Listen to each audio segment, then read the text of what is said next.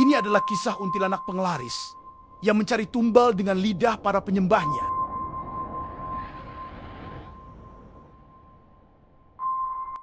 Pada suatu hari di desa Sukamaju, hiduplah seorang perempuan yang bernama Sari.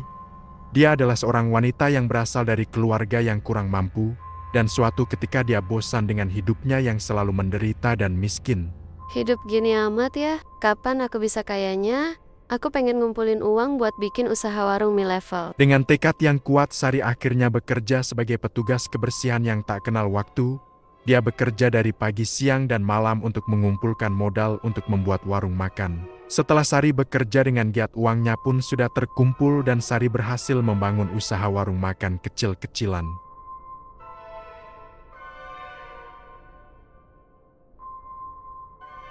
Alhamdulillah, akhirnya usaha warung makan mie levelku yang aku rintis akhirnya jadi juga. Gak kebayang aku dulu kerja siang dan malam demi bangun usaha warung mie level ini. Mumpung para pelanggan belum pada datang, aku beres-beres dan persiapan masak dulu ah. Namun setelah menunggu pelanggan, tak kunjung satu pun orang yang datang yang mampir untuk makan. Dari pagi sampai malam dan sampai berganti hari, keadaan warung Bu Sari tetaplah sepi. Bahkan lalat pun enggan mampir. Sebel, kenapa sih warung mie levelku sepi? Udah hampir 1 bulan ini sepi terus, bikin naik darah. Putus asa dan uang habis karena dagangannya tidak laku, Sari pulang dari warung mie levelnya menuju kuburan tua yang terkenal dengan pesugihan penglaris air liur kuntilanak. Wahai kuntilanak, muncullah dirimu untuk bikin daganganku laris manis. Siapa yang berani memanggilku? Pengen apa manusia? Mbak kuntilanak, saya Sari. Jualan saya sepi banget. Mau minta penglaris. Penglaris? Bisa, itu gampang banget. Tapi syaratnya, bawakan aku 13 lidah manusia. Apakah syaratnya bisa diturunin? Yang syaratnya cukup 13 mulut tetangga ngomongin aku. Itu sih udah kejadian tiap hari, kan? Deal atau tidak? Kalau nggak mau tak lempar ke yang lain loh. Deal or no deal? Ya udah, deal Mbak Kunti. Air liur kuntilanak itu membuat makanan Bu Sari lezat tiada tara. Sehingga usaha warung mie level Bu Sari kini semakin besar. Yang awalnya warung emperan pinggir jalan, kini Bu Sari membangun restoran mewah di tengah kota. Om Mandor, catet ya. Pokoknya saya nggak mau tahu. Restoran saya ini harus jadi yang paling megah di kota ini ya. Kalau soal uang, bilang saja 1 triliun. 3 triliun aku bakal sediakan. Kecil itu. Sip, Bu Juragan. Warung langsung viral dan berubah menjadi restoran mewah dan ramai pelanggan. Alhamdulillah, warungku sekarang super ramai. Berkat pesugihan penglaris air liur kuntilanak. Bu Sari memiliki pelanggan tetap yang bernama Pak Herman. Dia sangat suka sambal dower mie level Bu Sari. Sambelnya Bu Sari ini kayak dilempar ke neraka terus dicelup ke surga. Mantul banget. Itu baru sambal saya, Pak Herman. Belum yang lain, Pak Herman. Pastinya bikin Pak Herman tidak bisa tidur. Bu Sari bisa aja nih. Namun sebagai pelanggan tetap, Pak Herman merasa curiga karena pelayan restoran Bu Sari setiap bulan purnama pasti menghilang dan keesokannya diganti oleh pelayan yang baru lagi. Dan saat ditanyakan ke Bu Sari, pasti Bu Sari menjawab kalau karyawannya pulang ke desa ada urusan keluarga. Namun ternyata itu semua hanya kebohongan Bu Sari. Padahal setiap malam bulan purnama tiba, pegawai restoran mie level Bu Sari ditumbalkan ke kuntilanak supaya restoran Bu Sari tetap ramai. Tidak terasa Sari sudah menumbalkan karyawan restoran mie levelnya sebanyak 12 orang. Dan dia butuh 1 orang lagi untuk menggenapi perjanjiannya dengan kuntilanak kuburan Anangker. Sari, ingat sebentar lagi akan bulan purnama dan tumbalmu kurang 1 untuk syarat perjanjianmu denganku. Ingat, jika sampai tumbal terakhir ini gagal, kamu yang akan jadi penggantinya. Tenang aja Mbak Kunti, akan aku berikan 1 tumbal terakhirku. Dan pasti aku tak akan gagal seperti biasanya. Dan keesokan harinya, Bu Sari membuka lowongan pekerjaan untuk tumbal ke-13, yaitu tumbal terakhir hasil perjanjian dengan hantu kuntilanak. Dan kisah beralih ke anak muda yang sangat kaya raya, yang bernama Ucuk. Ucuk adalah pemuda yang tergolong beruntung, mempunyai rumah bagus dan pekerjaan tetap sebagai supervisor bank. Ucuk adalah pekerja keras yang tak kenal waktu. Jadi tak jarang dia mendapatkan bonus dan uang berlimpah dari kantornya dan menjadi staf terbaik di kantornya. Alhamdulillah kerja di bank. Ternyata enak juga ya.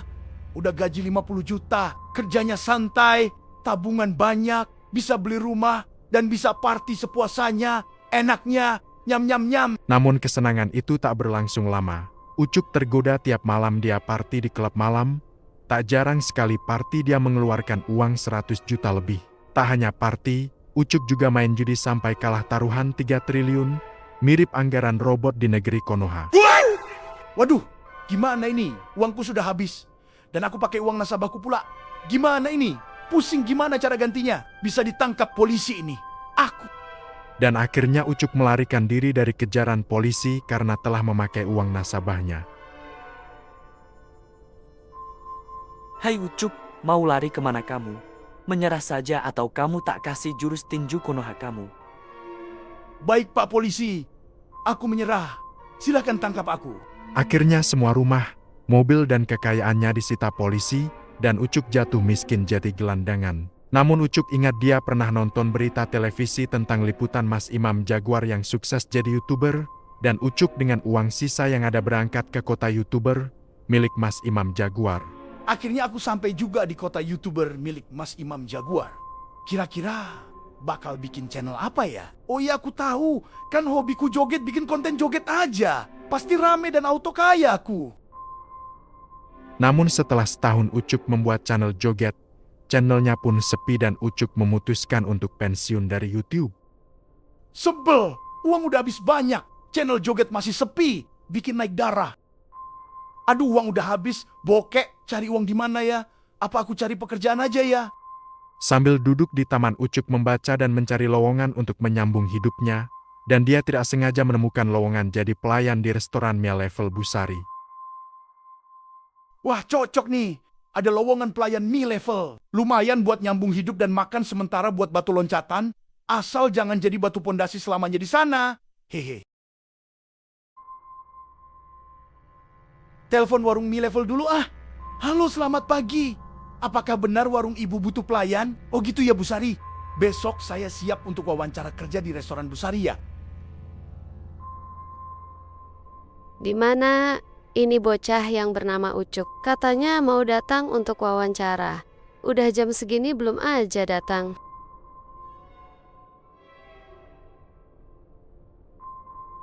Mob Bu, sorry. Saya terlambat tadi. Karena ketiduran. Hehehe. Langsung saja Bu Sari, apa benar Ibu butuh pelayan di restoran ini? Iya, ini saya butuh cepat pelayan untuk restoran saya ini. Ngomong-ngomong, apa kekurangan kamu Ucup? Kekurangan saya cuma satu Bu Sari, yaitu gak punya kelebihan. Hehe. Kamu pasti suka buah anggur ya? Buktinya kamu sampai sekarang belum dapat kerja. Itu namanya nganggur Bu Sari. Bukan anggur. Bu Sari bisa aja. Ucup besoknya langsung bekerja jadi pelayan di restoran mie level Busari. Wah, gak ngotak Bu Sari. Restoran segini besarnya pelayannya cuma aku seorang. Ini namanya aku rawat jalan. Bu Sari jalan-jalan nih. Dan malam bulan purnama itu tiba di mana kuntilanak membutuhkan tumbal lidah yang ke-13. Sari, ingat malam ini aku tunggu di kuburan angker. Jika kau tak membawakan tumbal lidah yang aku minta, bersiaplah kamu sebagai gantinya.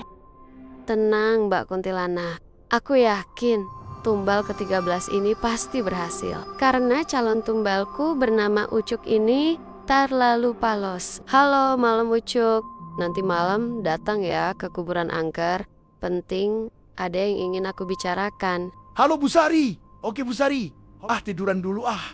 Malam masih lama juga. Malam sudah larut, hari sudah hampir menjadi fajar, dan Mbak Kuntilanak dengan marah menanyakan ke Bu Sari. Sari, mana tumbal terakhir yang kau janjikan?